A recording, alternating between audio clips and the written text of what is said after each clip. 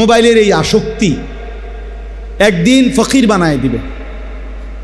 একদিন ঘুম থেকে জেগে দেখবা তোমার কিছুই নাই, কিন্তু তোমার গুনাহগুলো রয়ে গেছে। একদিন হারামগুলো সব রয়ে গেছে। এটা হলো বাস্তবতা, এটা হলো বাস্তবতা। আল্লাহ তাআলা আমাদের প্রত্যেককে হেফাজত করেন। সবাই মিলে হাতে ধরা যতজনের মোবাইল এগুলো বন্ধ করে ফেলতে হবে। এটা আমার আদেশ, অনুরোধ না, এটা আমার সরাসরি আদেশ। এই মোবাইল হাতে ধরে ভিডিও বা রেকর্ড করা যাবে না, আমি নিষেধ করলাম। এরপরে আমি ধমক দেব এবং আপনি উঠে যাইতে হবে। এই জন্য দয়া করে, আবার নিজ দায়িত্ব উঠে গেলেও আপত্তি নেই, নিজে উঠে চলে গেলে আমার কোনো সমস্যা নেই। ব্যক্তিগতভাবে এটা কোনো নির্বাচনী জনসভা না, আমি কোনো প্রার্থী না, আমার কোনো মার্কা নাই। অতএব সংখ্যা এখানে আমার কাছে কোনো বিবেচ্য বিষয় নয়। একজন হলেও সমান গুরুত্ব, 1 লক্ষ হলেও সমান গুরুত্ব। কাজে কোনো সমস্যা নেই, কোনো অসুবিধা নেই। কমের জন্য বলাও শরীয়তের আদেশ, বেশির জন্য বলাও শরীয়তের আদেশ। নবীজি সাল্লাল্লাহু আলাইহি ওয়াসাল্লাম একজনকেও কালেমার দাওয়াত দিছেন, আবার 1.25 লক্ষ সাহাবীর সামনেও আল্লাহর কথা বলছেন। কাজে দুইটারই কি আছে? দলিল আছে, কোনো অসুবিধা নেই। কাজে কম বা বেশি কোনো বিষয় না। সমস্যা কি হয়? মোবাইলে হাতে ধরে মোবাইল রেকর্ড করলে দিল জমে না, মানে কলিজায় বসে না। মোবাইলে জমা হয়, দিলে জমে না। আর এটা একেবারে লিখে রাখবেন ছেলেরা, তোমরাও মনে রাখবা, যদি কোনোদিন আল্লাহ হায়াত দেয় তো ইনশাআল্লাহ আমার নাম মনে পড়বে। এই ফেসবুক, এই ইউটিউব, এই প্রযুক্তি এটা থাকবে না। কিন্তু এর দ্বারা যে গুনাহগুলো হচ্ছে এগুলো নিয়েই হাসরের ময়দানে দাঁড়াইতে হবে। ফিতাওয়ালা ক্যাসেট এখন আর নাই, কিন্তু ওই ক্যাসেটে যে সমস্ত মহিলাদের গান জমা ছিল, ওনারা এখন তো ওই গান শোনার কেউ নাই, ফিতা ক্যাসেটে নাই, কিন্তু গুনাহগুলো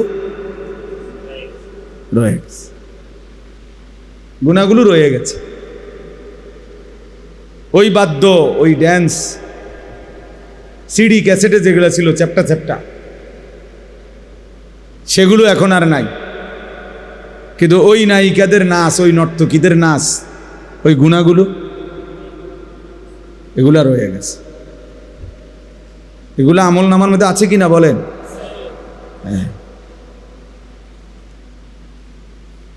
বাংলাদেশের একজন নায়িকা শাবানা, খুব সম্ভব না, উনি বারবার অনুরোধ করছে, শতবার সরকারিভাবে আবেদন জানাইছে বিভিন্নভাবে, যে তার ছবিগুলো যেন আর কি না হয়, প্রচার করা না হয়।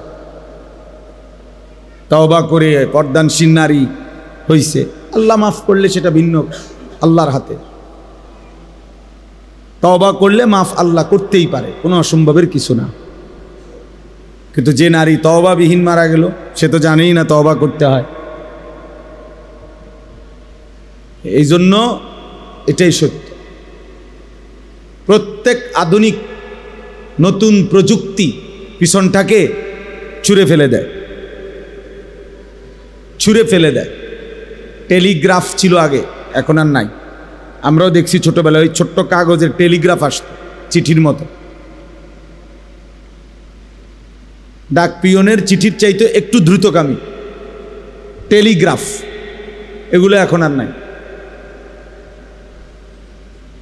এরপরে ফিতাওয়ালা ক্যাসেট এখন আর নাই।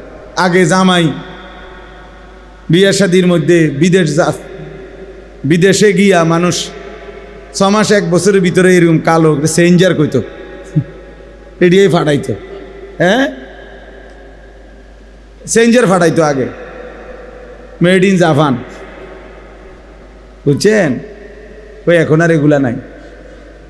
চ্যাপ্টা চ্যাপ্টা সিডি, এগুলো এখন আর নেই। ডাক পিয়নের চিঠি, এর প্রচলন এখন নাই বললেই চলে। আমরা পুরা ছাত্র জীবন চিঠির মাধ্যমেই বাড়িতে খোঁজখবর পাঠাইছি। আমাদের ছাত্র জীবন পোস্ট কার্ডের মধ্যে আব্বা টাকা পাঠাইতো, মানি অর্ডার, তো একটা ছোট্ট কাগজের মধ্যে নিচে দিয়ে ক্ষুদ্র জায়গা ছিল লেখার, এটার মধ্যে আব্বা লিখে দিত, আনিস 300 টাকা পাঠাইলাম, পাইয়াছি, ফিরতি চিঠির মাধ্যমে জানাইস বা জানাইও, খালাস। এতটুকুই ছিল। তা আবার চিঠি দিয়ে আব্বারে জানাইতাম বাসায় যে টাকা পাইছি। তো সেগুলো এখন কই? তাহলে আমার বয়স হলো 44 বছর। 1981 সনে আমার জন্ম। তাহলে 44 বছরের প্রথম 10 বছর বাদ দেন, ওই সময় আমি কিছু বুঝি নাই, ধরে নিলাম। তাহলে পরবর্তী 34 বছরের ভিতরে মাত্র আমার চোখে দেখা এতগুলো প্রযুক্তি যেগুলো ছিল আমি দেখছি, তো সেগুলো এখন নাই। তাহলে আগামী 40 বছরের ভিতরে এই প্রজন্মেরও অনেক কিছু যারা এখন দেখছে থাকবেন, বুঝেন নাই? কিন্তু গুণাগুলো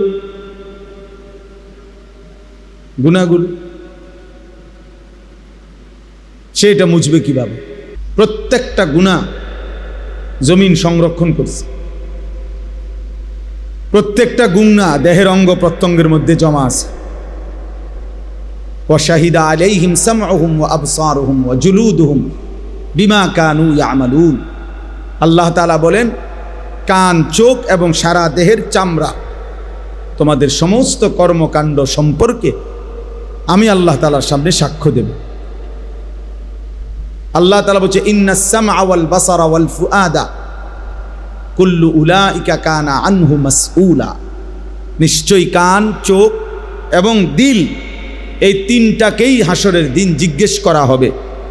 আল্লাহ জিজ্ঞেস করবেন, কান তুমি বলো কি কি শুনেছ, চোখ তুমি বলো কি কি দেখেছ, দিল অন্তর তুমি বলো কি কি ভেবেছ।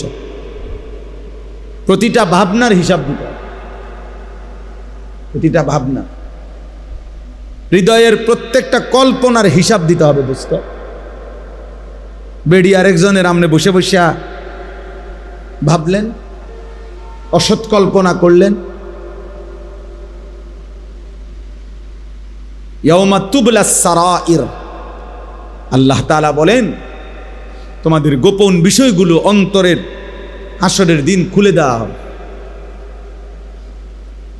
খুলে দেওয়া হবে। আফালা ইয়ালামু ইদা বু'সিরা মা ফিল কুবুর ওয়া হুসিলা মা ফিস সুদূর।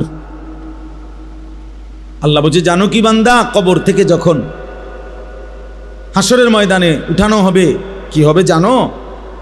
ওয়া হুসিলা মা ফিস সুদূর, দিলের ভিতরে, অন্তরের ভিতরে, বুকের ভিতরে যা ছিল সেগুলোও প্রকাশ হবে, সেগুলোও প্রকাশ হবে। চিন্তা করেন তো,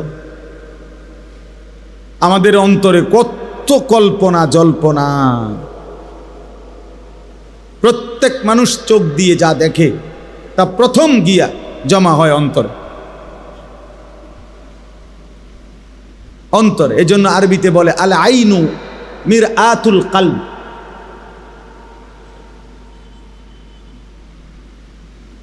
ও ইমরান ভাই, আল আইনু মিরআতুল কলব, চোখ হৃদয়ের আয়না। চোখ মূলত কিসের আয়না? আরবি প্রবাদ, হৃদয়ের আয়না। চোখ প্রথম কালেক্ট করে, হৃদয়ে এসে জমা হয়। এরপরে এই হৃদয় থেকে যাবতীয় প্ল্যান প্রোগ্রাম, সামনে কি আগাবে না না আগাবে, এই নারী আরো দেখবে কিনা না দেখবে, এই নারীরে ভালোবাসবে কিনা, তার পিছনে পিছনে ঘুরঘুর করবে কিনা, আরো কত রকমের অসৎ কি কি হইতে পারে, পুরা প্ল্যানিংটা এরপরে দিলে বসে বসে করতে থাকে। আগে চোখ তথ্য সংগ্রহ করে, এরপরে অন্তর প্ল্যানিং সাজায়, প্ল্যানিং সাজায়।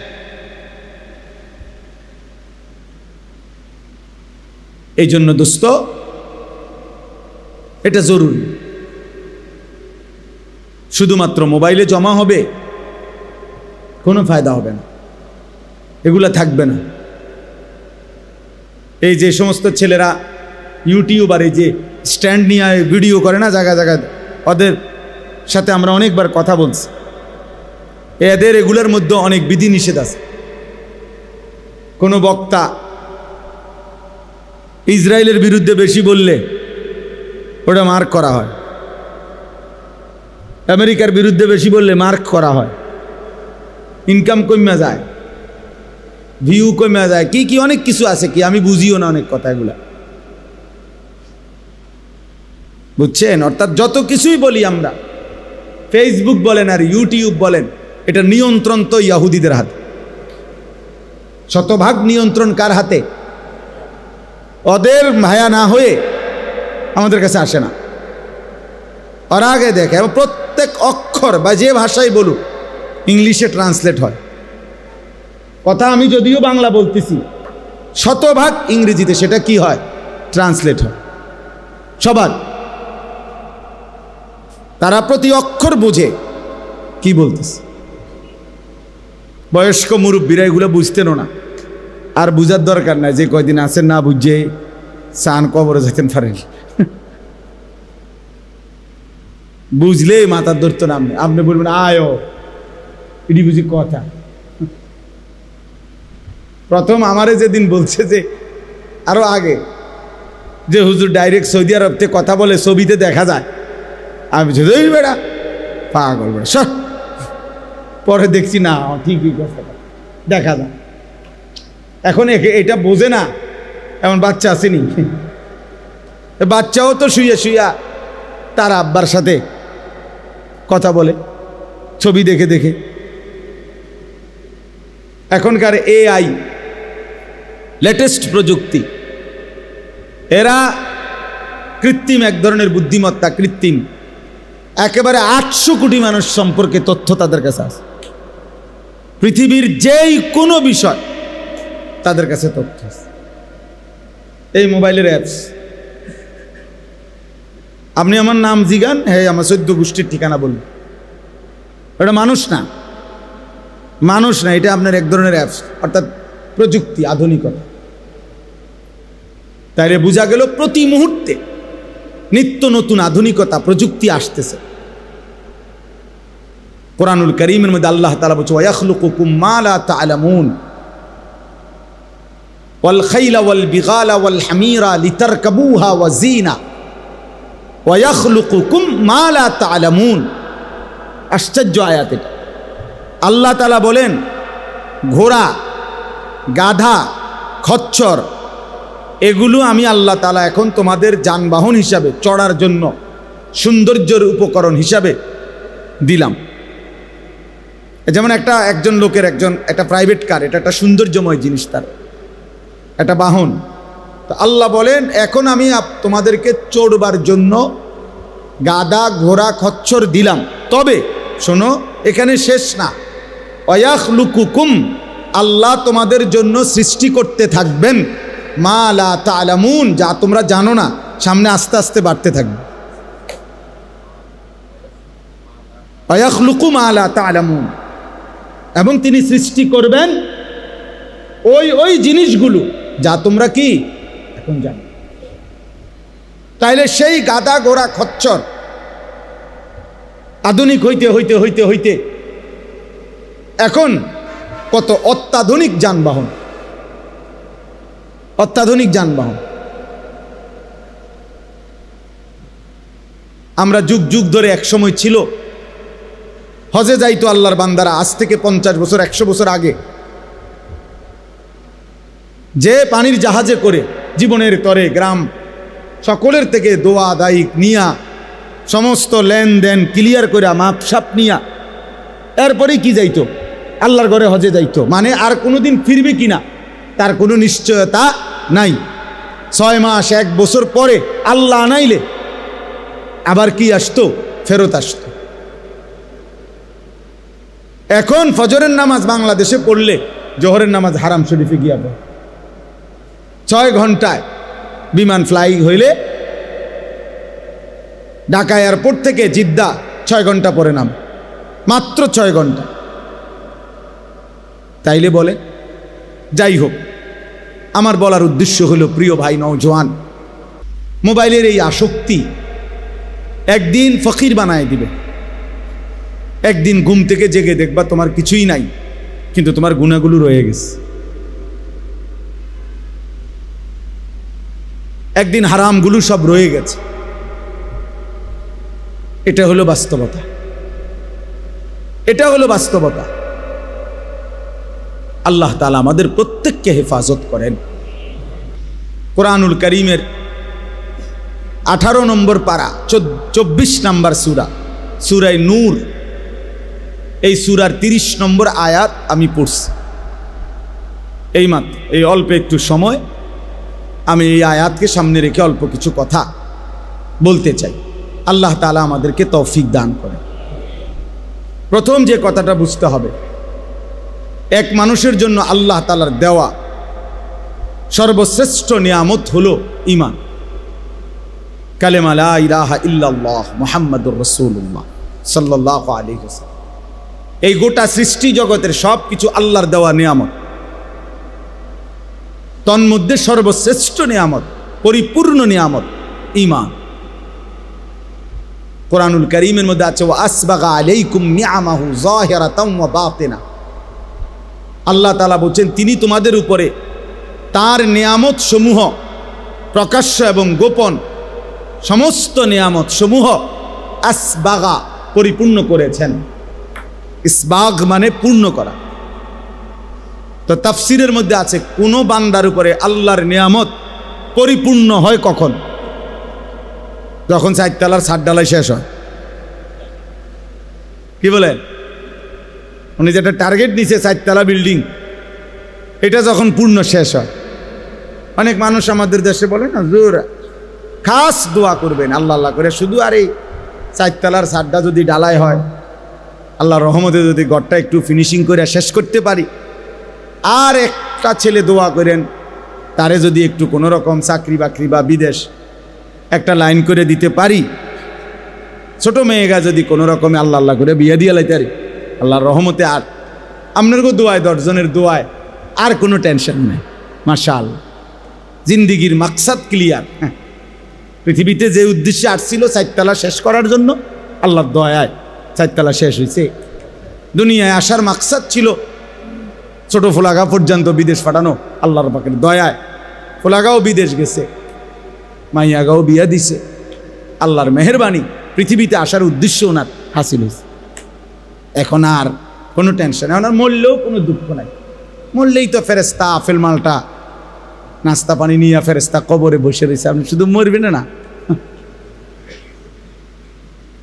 আপনি মরণের জন্য না বসে রয়েছে ফেরেস্তা। এই হলো মুসলমানের হিসাব। এক মুসলমান এটা বললে এর চাইতে বড় আফসোস আর কি হইত? মরে না বুড়া মিয়া, কেন? মনে হয় নাতিকার বউ ছাইয়া যেতে পারতাম না, না টিকতো না বেশি। আফসোস, জীবনের একটা আকাঙ্ক্ষা শেষ। এই নাতিকার বউটা যদি ছাইয়া যেতে পারত, মূল্য আর দুঃখ ছিল না। কারণ উনি জানে কবরে প্রথম প্রশ্ন, আপনার নাতির বোন নাম কি? এটা হলো সুয়াল জবাব প্রথমটা। এই জন্য উনি চাচা মরে না, নাইলে উনি আরো 2-4 বছর আগে মারা যাইত। শুধু নাতির বউগার লেগে মরে না। আফসোস, আমারে বলছি এটা, আমি মিথ্যা বললাম, আমাকে বলছি। বললাম যে এরকম তাড়াহুড়া করতেছেন কেন ছেলের বউয়ের জন্য? ধীরে সুস্থে দেখেন। কয় তার দাদা বিস্তার পড়ে গেছে, এবারটা ওয়াশ নিয়ে আস। সবই আমার যেটা বলছে আর ওয়াশ নিয়ে আস। ওয়াশ নিয়ে আস মানে কি? দা নিঃশ্বাসে নিঃশ্বাসে আর কি ওয়াশ নিয়ে আসে। এ কথা কয় হুজুর, যা রে নাতিকার বুঝি বলছে যে দেখতেন কোনো রকমে আজরাইল বলে উনি রুহুটা ধরে রাখছে। আস্তাগফিরুল্লাহ, আস্তাগফিরুল্লাহ। এই মুমিনের স্বপ্ন হইতে পারে? এক মুমিনের আখিরি তামান্না এটা হবে? আল্লাহ আমাদেরকে হেফাজত করেন।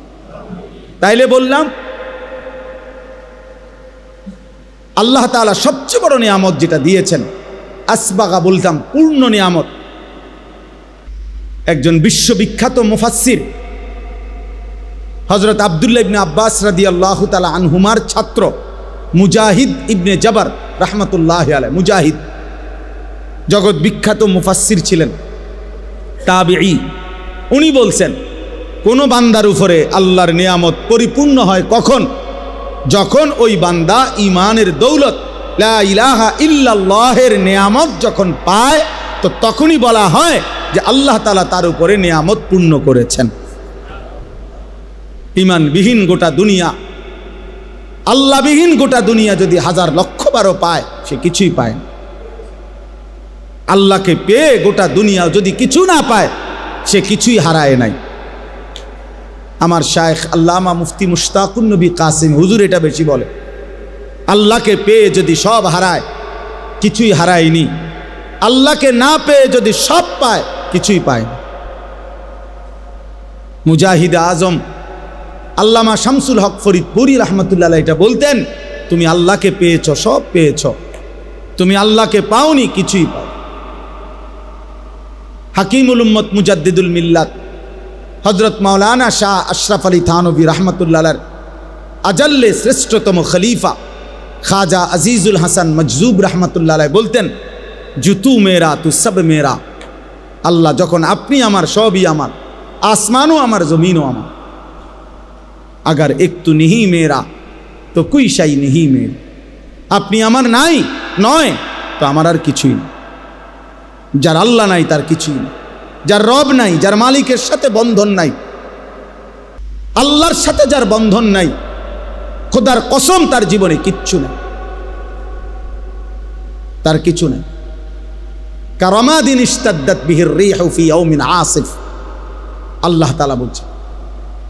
বেঈমান নাফরমান পাপীর সারা জিন্দেগির আমল কর্ম আল্লাহ বলছে ওই তুষের মতো, ওই ছাইয়ের মতো, যে ছাই এমন জায়গায় স্তূপ দিছে যে কিছুক্ষণের মধ্যে একটা ঝড়ো বাতাস এসে এই ছাই সব উড়াইয়া ফেলছে, আর একটা ছাইও আর ফিরাইয়া আনার সুযোগ নাই।